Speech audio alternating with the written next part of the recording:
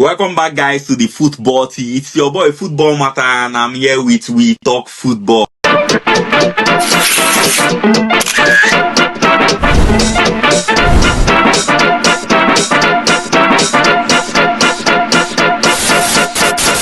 It's match day 5 and it's getting juicy. With every weekend we tend to be given a treat by Premier League with the kind of fixtures they are aligning for us. This weekend, we are not just treated with a Super Saturday, but also a Super Sunday. And the first of it all is that match day 5, we're going to have on Saturday the first kickoff. A big debut match, a Merseyside debut. Liverpool welcomes Everton to Anfield. Yes, it's a debut match, but it doesn't feel like a debut because Liverpool are always the dominant side. Most especially when it comes to Anfield. We talk football. Do you think with the recent resurgence of form in Everton and under David Moyes, having started the season very well, losing just the first match, and then since then they have been doing so well, especially with their signings, the likes of Jack Grealish and Kevin Drisbury, who has found good partnership and combination with Jack Grealish, as well as other guys like Tyler Deblin, who is not starting yet, but their midfield team, Irebunam as well as Gray, they are back very, very solid, as well as their striker who has maintained his form from last season, Beto, as well as Barry. These guys have been so good. Do you think it's high time these guys stop the dominance of Liverpool? Because the last time Everton has gone to Anfield and won with Liverpool is as far back as 1999. Do you think that is going to come to an end? But they got a draw last time. That was a very cinematic game, if I can recall correctly. To be honest, it wasn't that. Yeah. It's true. I mean, at Anfield, to be honest, it's going to be, of course, difficult. The upper hand is going to always be for Liverpool. However, I kind of see a twist on it. Everton look very, very organized lately, and they're very difficult to score against. The question is, can Liverpool actually keep the momentum? These guys are just keep scoring like in the dying minutes. So you definitely have to, maintain the focus from minute 1 up until the last minute. There is questionable performances from Liverpool so far in the Premier League. Yeah, so it could be like a space where Everton and David Moyes can actually work their magic. Jack Grealish is very, very good when he plays against such teams as Liverpool. So I think, it's going to be a very entertaining game. And the Merseyside derby is always going to be the Merseyside derby. It's one of my favorite derbies. So I'm very much looking forward to it. For me, I think we're going to see at least a draw from Everton. What about you? I don't think it's going to be anything like draw. Yes, I know Everton has been, doing well this season. But again, it's Liverpool and Anfield. In the last 4 matches, then you have to give me $50. You have to give me $50 if you know. I'll give you $50. I feel like in the last 4 matches, Liverpool have won it all. And look at Liverpool in their last 4 matches, or in the last 5 matches in all competitions, they have won 4 of them late in the game. We saw against Bournemouth 8 minutes. We saw against Newcastle 90+10. We've seen them counter, and we also saw them in the Champions League against Atletico de Madrid 90+2 again. So they, despite not playing so well as people had expected them as the current Premier League champions, they still find a way to win, and that is how champions do. That is what champions do. So it feels like the 9 minutes now is now the slot time, just like we had Feige's time or Alonso's time when he was in Bayern Leverkusen. And there's no way they're not going to win Everton again. They will still do it. They are going to stay at home. And right now, Isaac might be looking to have his first start for Liverpool, and I'm sure that he want to, he didn't score against Atletico Madrid. I'm sure he want to score as fast as possible. And Ekitike, who is going to come from the bench or might start off of the left, might want to prove a point. Remember, he's been in a good form as well. So I feel like Liverpool is going to win it, but it's going to be a very much tight game. But it's just going to be the difference in quality between those teams that will bring the difference. So having said that, later in that day, 5:30, the perfect time for fixture, for a fixture whereby everybody assembles, both the rivals, both the wishes, and all the fans are very much available for this fixture. For me, this fixture is the most watched, or the fixture with the most fan base in Africa. Manchester United versus Chelsea. This fixture, you cannot just miss this fixture.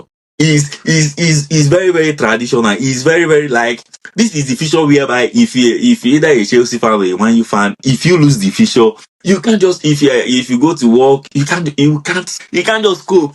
You can't just, it's Yeah, yeah, you difficult to cannot. lose this No, kind of, it means no, a you lot to the cannot. fans and to the players. What do you think about this fixture? Manchester United have not started well. The only win they have won is against Burnley, and it took them stoppage time with a penalty to do that. In the last match against Manchester City, they were blown away, totally destroyed 3-0 by a Manchester City side who has lost back-to-back games, and they made Manchester City look so good. Chelsea, on the other hand, 2 wins, 2 draws, and a loss against Bayern Munich in the Champions League. Do you think it's high time they bounce back after a disappointing draw late in the game against Brentford, and now going to Old Trafford, a place they don't like to play or get a win? What do you think about this game? A lot at the stakes. A lot at the stakes for both teams, if I'm being honest. For Manchester United, what is your excuses to lose or draw this game? It's in your stadium. You did not play the midweek game. You should be fresher. You should actually show a lot of things.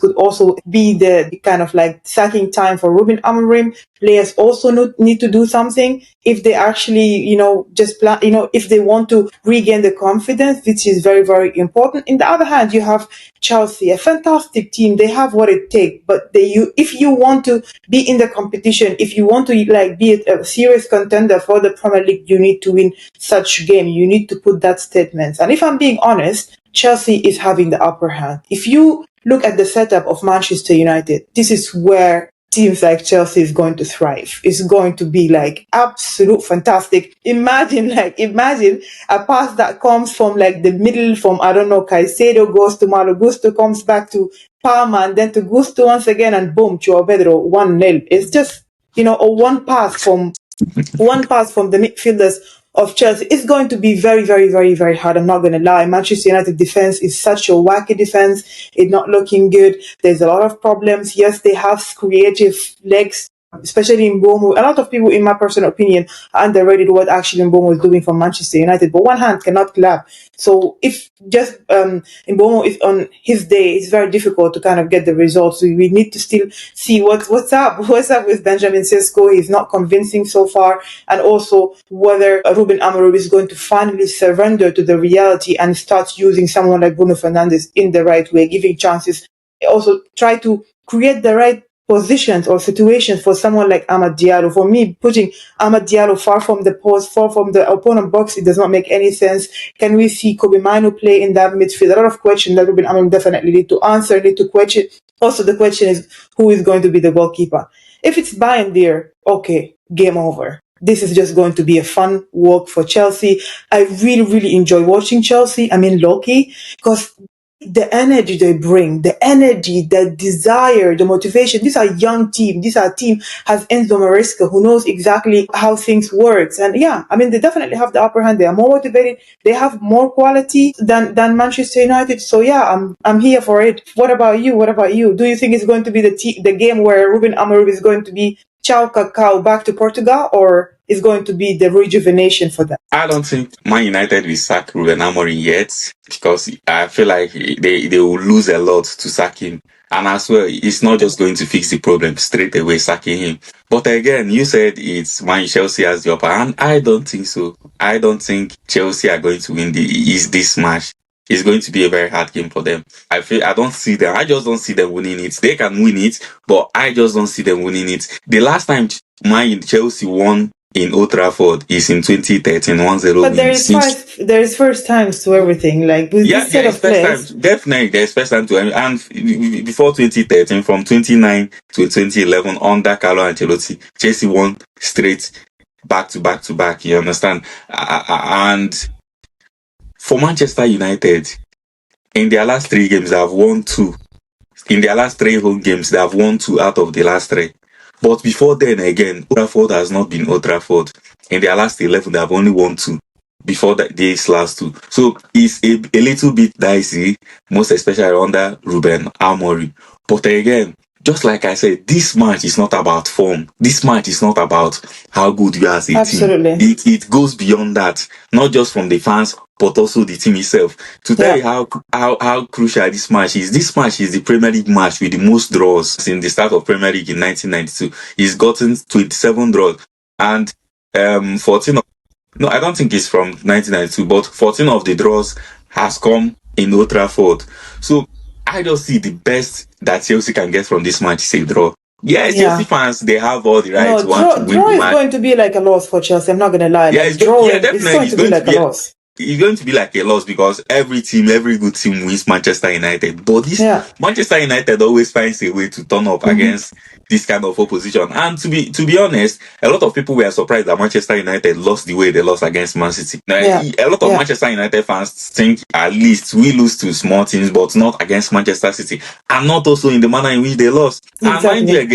mind you again, Ruben Amorim in his last four matches, yes, they've only scored 5 goals, but in this his last 4 matches, his team has played at least 20 plus shots. And in Yeah. the Premier League, apart from Manchester, in the Premier League, I think apart from Manchester City or Liverpool, they are the side that have played the most shots, 96 shots. And again, with in terms of expected goals, apart from Manchester City or Liverpool again, they are the side with the most expected goals. Even though, in contrast, they are the side that could have considered the most expected, that have Yeah. considered expected goals as well. So the problem which stemmed from last season is the clinicality. Yeah. And that you can see the reason why Amorim went for Mbomo and Kunha. Went all the lengths to get this guy and even getting Sesko, thinking that at least if I can score on time when we attack, it will help our team to control the game better.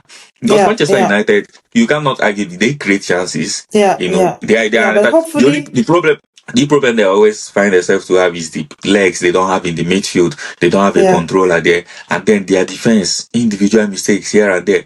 So Yeah. I feel like if Casemiro should start alongside Kobe Menu, I would want Bruno Fernandes to be pushed in the left hand side. You just have to play your best attacking player closer to the post than Yeah. before that. Exactly. No You doubt. No understand? So doubt.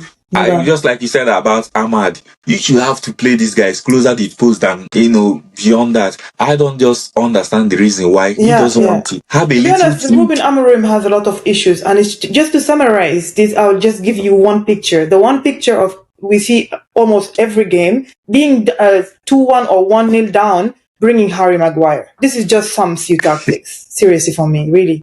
Is the most annoying part. I have said that in my last video. That I just don't understand if it was written in his contract that when you are losing, or if it is part of his his second plan. How can your second plan be bringing in defenders when you clearly need a goal? I Yeah, just do not nonsense. understand that. It is really crazy. He watches the match. He's not a proactive manager. He watches the match. He doesn't identify what the problem is. No, You no, look he at your doesn't. midfield. They are struggling to hold the ball last match. Gate was struggling to hold the ball. The ball feels like a hot ball of soup in Yeah, his leg.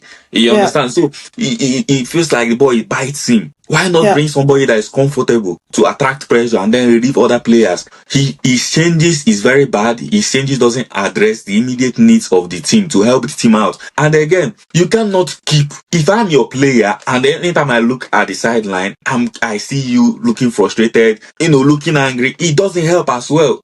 You understand? Sometimes the fans boo them. You as a manager should be the one gelling them. You as a manager, but this one, a lot of times you're shaking your head. A lot of times you're just bending down. You're not watching them. What does that mean? If you're not ready for Manchester United, you shouldn't have signed in the first place. You understand? You are one of the biggest team in the world, and then you are yeah. acting like the world should revolve around you. Why you should be the one revolving around? Not to, you have to adapt to the Premier League. You have to adapt to the players you have, and you have to adapt to your formation. Every Absolutely, good manager adapts to their formation. You cannot just say your absolutely. principle is your principle. You cannot change it. What is your You can principle? never Did you grow. win? Did you win? Did you win the Champions League? What Did have you you win won? like 3 Champions League? No, It doesn't make sense. no, So it's not. that's it all about Manchester United. Let's quickly dive to the biggest fixture on Sunday. The Arsenal at Emirates welcoming Manchester City. What do you think Yeah, about this fixture? yeah. Is this the fixture where Arteta continues the dominance or win against Pep Guardiola in Emirates? Because he has now won back-to-back the last 2 matches at Emirates against Pep Guardiola, and in the last 5 matches between these two sides, Pep Guardiola have not had a win over Yeah, Arteta. What do you think yeah. about this game? And again, do you also think Manchester City playing the Champions League against Napoli on Thursday and Arsenal having played on Tuesday, does it also help Arsenal that 2 days rest is there an advantage to Arsenal, who are also sitting at home? Yes, of course. It is a big, massive advantage. That's why I didn't understand like the scheduling. Anyway, it's just going to be a long season for everyone. I pray actually for protection for the players, because you definitely going to have aging players. Bernardo Silva, for instance, you cannot he's not like 50, but you could tell that the player plays so many games and he's not really fully physically fit.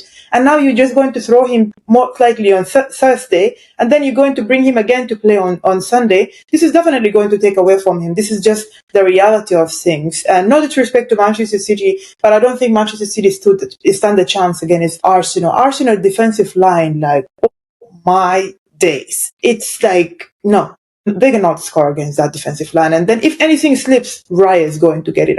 The best goalkeeper in the Premier League. And then when you add someone like Martin Zubimendi, it's just really, and I'm going to say something, maybe it's a little bit controversial, but like, Martin Odegaard not playing this game is going to be a very good advantage for Arsenal. Yes, it's definitely going to bring, some kind of like creativity, some type of chaos. And if you watch the game against Athletic Bilbao in the Champions League, you see like Mikel Arteta was sticking to his principle, but the minute he change also came, goal came. Because sometimes you need to spice things up, and I think Arsenal definitely have the advantage when you have someone like Eberechi Eze, when you up top there, you have Gyökeres, who's a very, very fantastic striker who knows how to position himself, how to move.